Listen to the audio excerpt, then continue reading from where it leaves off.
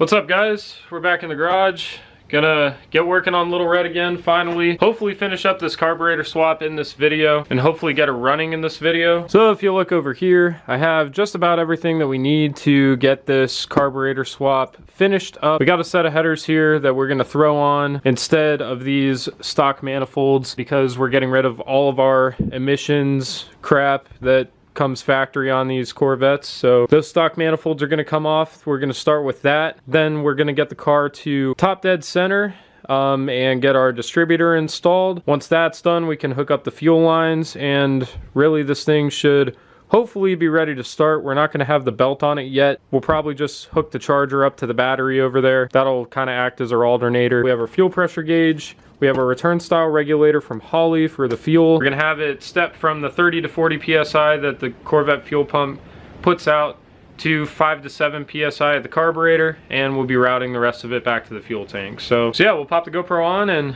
let's get to work. So I didn't initially plan on picking up a set of headers, but I found these on Marketplace for like 50 bucks. They're in pretty good shape, so we picked those up. So first we're gonna get these spark plug wires out of our way. So here we go, we got our plug wires out of the way. There's one plug in.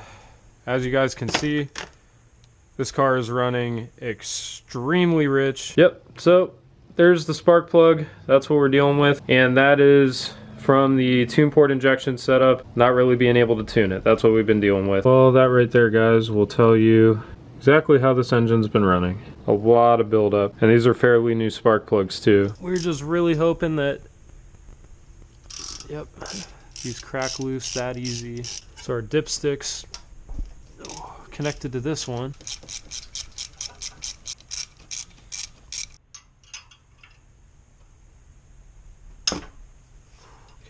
It's almost there, guys. Barely hanging on. Okay. So we're loose. I think I'm gonna have to get under the car real quick and disconnect the J-pipes, because yeah, I don't think we're squeezing those up through here. Ooh, we're gonna get a lift one day, guys. But for now, we're gonna make work with what we got. It is smaller than 9/16. At least that one is. I need a swivel too. Slightly bigger than 9/16. That's slightly smaller than it. 5/8 half inch. Let's try it. Give her the beans. And let's hope my extension doesn't explode in my face. Alright, one's off. Oh shit. It's almost off. Alright, that's off. That should come all the way down. I got that one nut still on there. All right.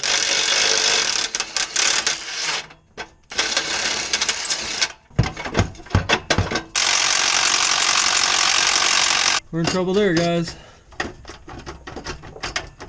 Exhaust work is never fun. And now we have just a spinning bolt.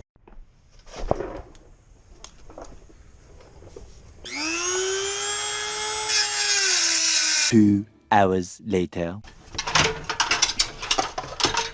There we go. So that's what I was dealing with, but we got it out finally. And these will be a pretty nice upgrade to those. Should definitely make some more power also. So now the driver's side.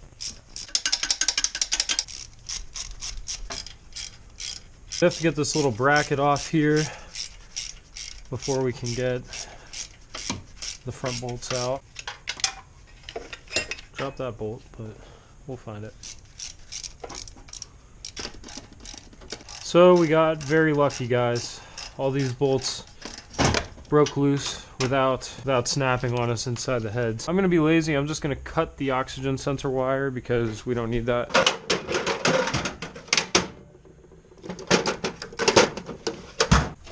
Crawl under it, hopefully get these exhaust bolts off easier than we did that side. Alright guys, so I found my light. This will make it a little bit easier. I also have a 15mm socket this time, so we'll see if that fits these a little bit better. And I also soaked them with WD-40, so hopefully they come off a bit easier. like that one. I also have the car tilted, so right now it's pissing out transmission fluid pretty rapidly, which is fine because we're gonna figure that out in the future. I got 2 more of these. All right, 1 more. Okay, that wasn't it. That was it. So this J-pipe should come off. Okay, what the hell? There we go. All right.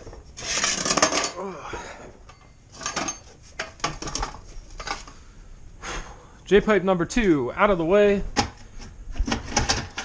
This guy pulls right out. All right, guys.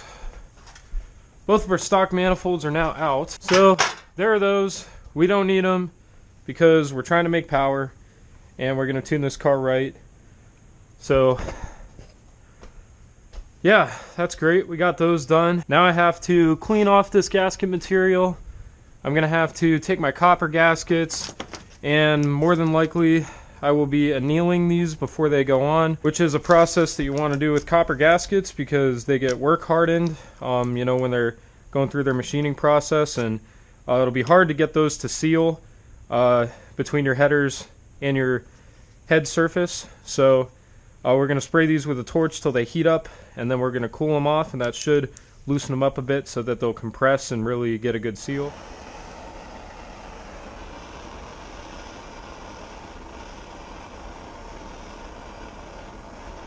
This is my first time doing this, so it's either gonna work or it's not, but we'll find out. There we go, we start to see that color change. Now you guys can see all the color change through here. Kind of looks like a rainbow. You know, the heat really did get to it, which is good. Now we can flip them over. If you see a spot where the heat might not have hit it as much, we can come over here and help it out a little. So our flat side is going to go up against the block, and our lip goes against the face of our header. Okay, like that. Almost forgot some anti-seize. Definitely going to use some anti-seize for these bolts, especially because we will plan on taking these out eventually here so that we can do some cylinder head upgrades. We're going to really make some power of this thing in the future. That's the goal, at least.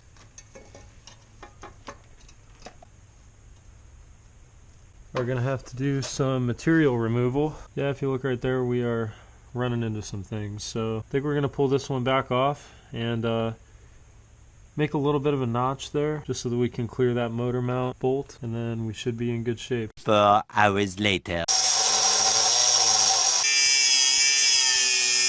Well guys, we finally got it. I've been at this for, man, a while. It's almost 9 o'clock at night now. I mean, I've been over here working since probably 4:30.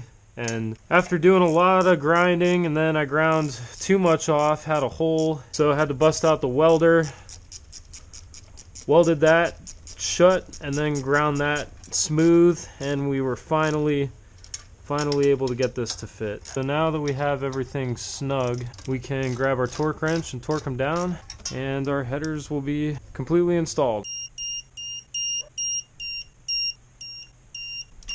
Alright, so I was able to use the torque wrench on all of them except for one on this side and one on that side. So we're just going to take our 1/4-inch ratchet and get it as tight as we can by hand, and that should be at least our 25 foot-pounds. So next step in the process, we will be installing our new vacuum advanced distributor here. So in order for us to do that, we need to start by getting the engine to top dead center. So in order to do that, we're going to come over to our driver's side and remove our valve cover. So this is our intake valve for our #1 cylinder. We basically want to be at top dead center on our compression stroke. So it's pretty cool that we're already kind of close. We're going to start rotating our engine over clockwise here. You guys can see the exhaust valve is opening right now, and right there our exhaust valve's closing. Then we should have our intake valve open, and we want to feel over our spark plug hole so that we can feel the compression. It'll open, our intake valve should close. Continue to turn the crank. We'll feel it build compression, and you can hear it. Ready? Just like that. So you know we got some compression behind it. We're on our compression stroke. And now We'll take our light down here at our timing mark. You guys can see that white line. We want that white line right at 0. So as you guys can see, that will be top dead center. And now we can work on installing our distributor. So we got our gasket here right where we want it. We're going to have our rotor point towards our #1 cylinder, and we're going to have our vacuum advance pointing right around here towards cylinder 6. And we're going to drop it in here, and we'll get it to mesh with our cam gear right there.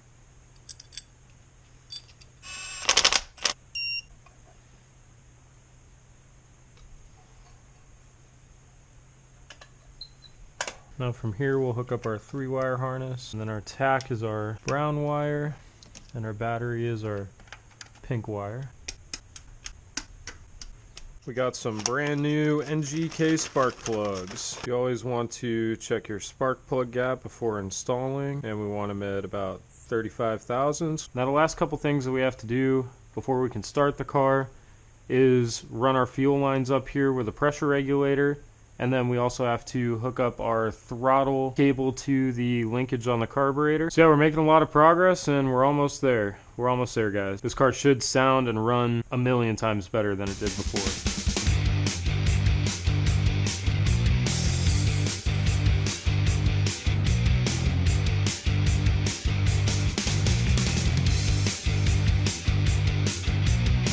So we have 2 3/8 inlets, 2 3/8 outlet. That's going to be the fuel that will be going to our carburetor, and then for our return, we have a 5/16 right here, so 40 to 60 pounds in this way, and then it will be stepping that pressure down to about 5 to 7 pounds coming out this way, and then the excess will be coming down through this fitting into our return line back to the tank. And like I said, this is going to be just to get it running, and then, you know, I'll probably make a mount for it and actually run steel braided lines and, you know, really make it nice and fancy so that we don't have a fire hazard in the future. But just to get it running for now, that's what we're going to be doing.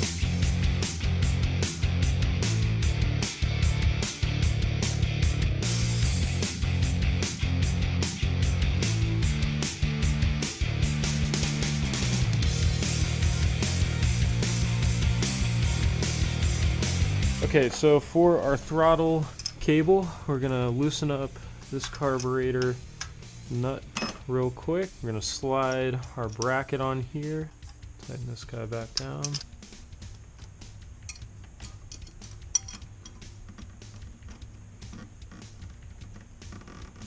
Okay, right there is where we're going to hook it up.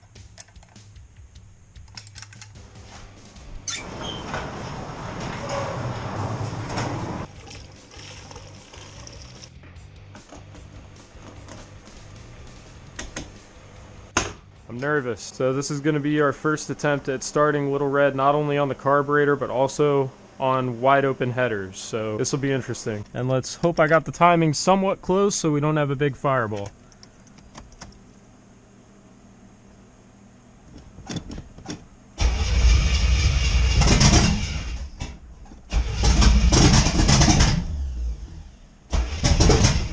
Oh, there's a fireball.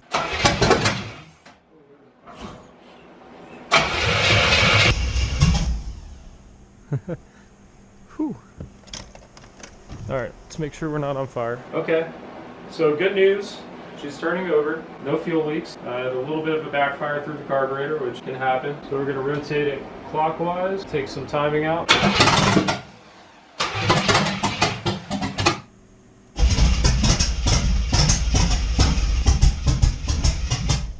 Yeah, we're on fire. We got a fire, guys.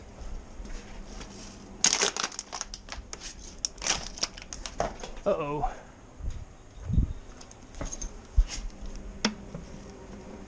Alright, little fire. We're good. No fuel leaks. Alright, so we're maintaining fuel pressure, which is good. Seems like timing's off a bit. We're gonna do just a little bit more timing. She should be pretty happy there.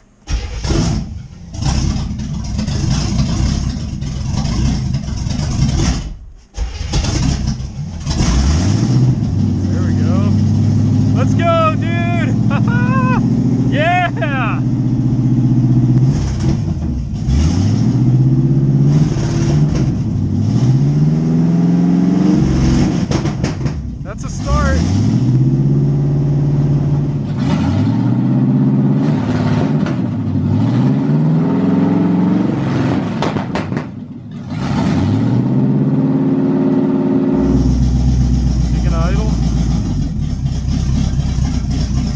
just the idle, but that's all the way off. That's all the way off the gas. It's running on her own, barely, but that's the start. That's some progress, guys. Let's go. All right. Man, it's been a minute. That's exciting.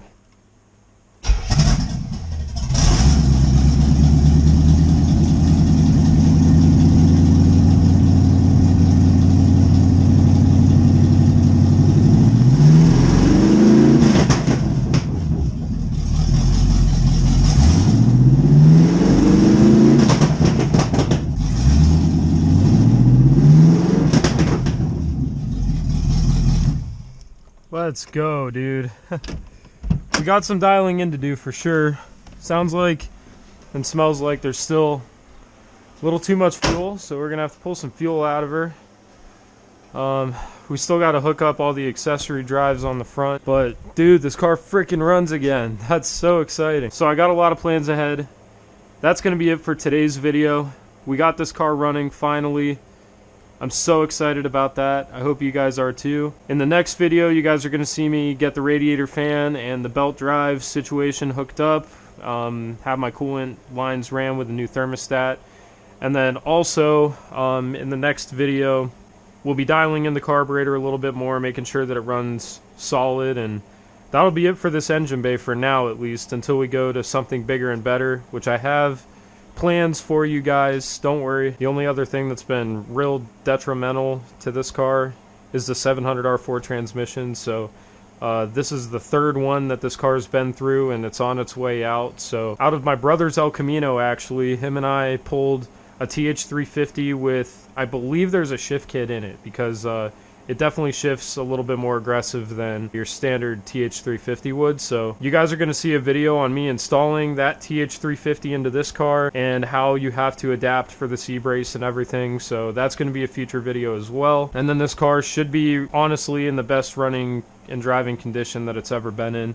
I also have some plans for the interior. We're going to put a little sound system in it, redo the carpeting. I'm going to fix all the weather stripping around it. We're also going to be wrapping the car. I have a plan already. We're keeping the red, but we're gonna spice it up a little bit, to say the least. So I'm super excited about all of that, guys. I hope you guys are too. If you enjoyed this video and have been enjoying this series so far, be sure to leave a like, subscribe to the channel. Helps me out a lot and helps you guys so that you guys can follow along with all the other projects I have going on. We got a lot of plans ahead. So with this car, the Monza, the Eclipse, thanks for tuning in. Thanks for being patient. I know this one took a minute, but I went through some job changes. You know, I'm making better money now, so ideally I can hopefully get some things finished up a lot faster than I have in the past. And the schedule's perfect to go to the racetrack, so I'm real excited about that. But yeah, guys, thanks so much for watching. This has been Dan. I'll see you guys next time.